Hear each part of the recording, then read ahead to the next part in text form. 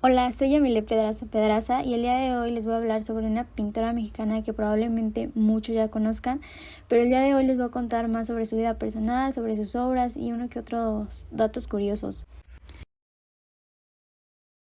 Ella es Magdalena Carmen Frida Kahlo Calderón, conocida mundialmente como Frida Kahlo. Nació el 6 de julio de 1907 en Coyoacán, Ciudad de México, y falleció el 13 de julio de 1954 con solo 47 años, igual en Coyoacán. Ella es una pintora mexicana, como ya había mencionado.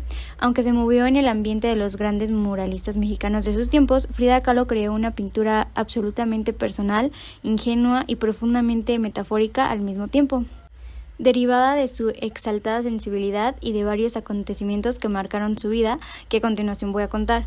Fue autora de 150 obras, principalmente autorretratos. La mayor parte de su vida vivió en la casa que fue propiedad de sus padres desde 1904 y que hoy se conoce como la Casa Azul, que ahora es un museo, inicialmente junto a su familia y años después con su esposo Diego Rivera. Ella fue hija de Wilhelm Kahlo, de descendencia alemana, y de la mexicana Matilde Calderón. La relación con su madre nunca fue buena, en cambio con su padre siempre tuvo una conexión muy fuerte. Frida fue la tercera de 4 hijas de este matrimonio. Matilde y Adriana fueron las hermanas mayores y Cristina la hermana menor. A los 6 años Frida enfermó de poliomielitis, lo que la postró en una cama durante 9 meses y dejó de forma permanente su pierna derecha más delgada que la izquierda, lo cual fue causa de muchas inseguridades. Después, a los 18 años, el 17 de septiembre de 1925, Frida tuvo un trágico accidente que cambiaría y marcaría su vida por completo y que influyó con toda probabilidad en la formación del complejo mundo psicológico que se refleja en sus obras. Frida Kahlo iba en un autobús cuando un tranvía chocó contra él, aplastándolos contra un muro. Las consecuencias de este accidente fue triple fractura de la columna vertebral, 2 costillas fracturadas, hueso pélvico, pierna, pie y clavícula también rotas. Además, una barra de hierro la atravesó desde la cadera hasta la vagina. Este accidente forjaría su carácter de sufrimiento que luego plasmaría en sus obras. Tras el accidente le esperaban meses de reposo absoluto y más de 35 operaciones. Para pilar el aburrimiento y las horas que estaba encamada, Frida Kahlo comenzó a pintar. Es entonces cuando lo que era un simple método de entretenimiento pasó a ser el eje central de su vida. La inspiración principal en sus pinturas fueron sus autorretratos, transmitiendo la dureza de su alma. Tiempo después, cuando André Breton conoció las obras de Frida Kahlo, afirmó que la mexicana era una surrealista espontánea, y a pesar de que muchos otros también enmarcaban sus obras en el surrealismo, Kahlo siempre negó tajantemente esta corriente en sus pinturas. El surrealismo tenía como característica la apariencia onírica y la simbología. Ella siempre defendió que no pintaba sueños, sino su realidad, una indignación en lo más profundo de su ser.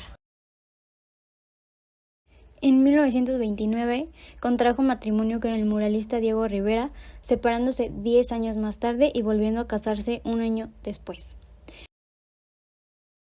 3 años después de casarse sufrió un aborto debido a la posesión anormal del feto y a las secuelas del accidente de 1925. El embarazo de 3 meses debió ser interrumpido. Otros médicos opinaron que probablemente Frida nunca podría tener hijos. Su aborto afectó en lo más hondo su delicada sensibilidad y le inspiró 2 de sus obras más valoradas, Henry Ford Hospital y Frida y el aborto, cuya compleja simbología se conoce por las explicaciones de la propia pintora. Los reveses de su vida afectiva también fueron tematizados en cuadros que constituyen depuradas síntesis simbólicas.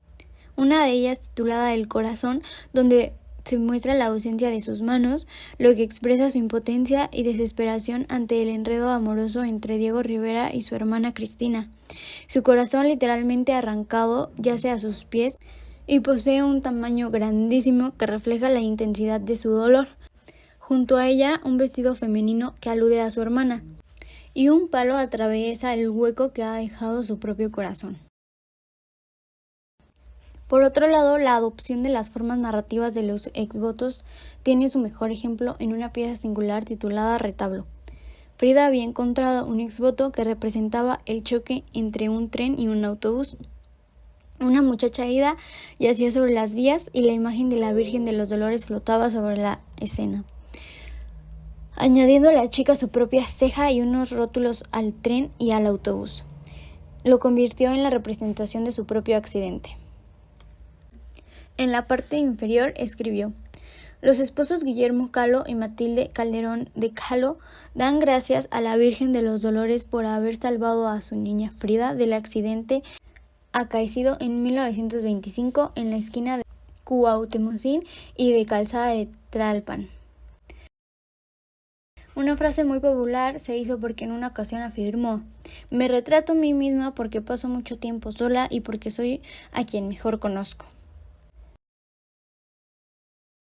Y por último, a finales del 53 sufrió la amputación de su pierna debido a una infección de gangrena, lo que le sumó una grave depresión que la llevó a intentar suicidarse.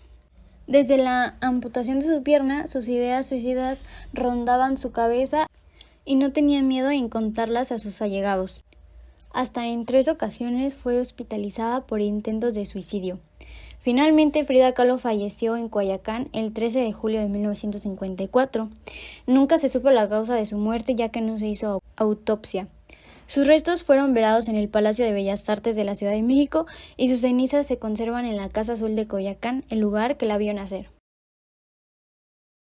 Su último cuadro también se exhibe en el Museo de Frida Kahlo. Se trata de un óleo sobre amazonita que muestra varios cortes de sandías en tonos muy vivos. En uno de estos trozos y junto a su firma se puede leer: Viva la vida, Coyoacán, 1954, México. Eso sería todo, espero que les haya gustado y muchas gracias por su atención.